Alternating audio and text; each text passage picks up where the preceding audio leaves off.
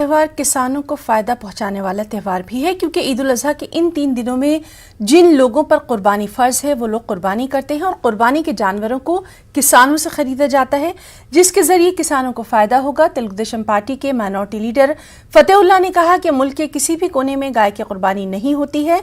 हम अपने हमवतन हिंदू भाइयों के जज्बात की बेहद कदर करते हैं।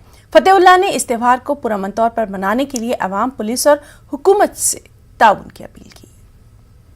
हिंदू भाई जब गाय को माता मानते हैं तो हम उनके ख्यालात का लिहाज रखते हुए हम गाय के कुर्बानी को हत्तल इम्कान रद्द करते जा रहे हैं और दुम्बा, बकरा जो भी है, बैल, भाई, इसकी कुर्बानियों पर तवज्जो दे रहे हैं।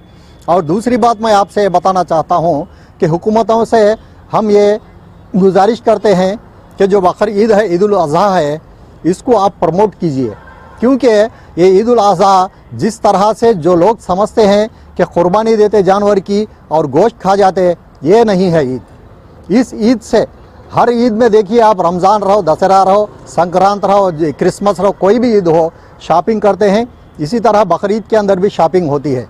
लेकिन इस ईद का जो स्पेशल ये है, जो जानवर को हम ख़रीदते हैं, हिंदुस्तान के अंदर 30 करोड़ की मुसलमान आबादी है, तो इस 30 करोड़ के अंदर जो 10%, 3 करोड़ आबादी, मुसलमान आबादी जो जानवरों को ख़रीदते हैं, वो कहाँ से ख़रीदते हैं? हिंदुस्तान के किसान से ख़रीदते हैं।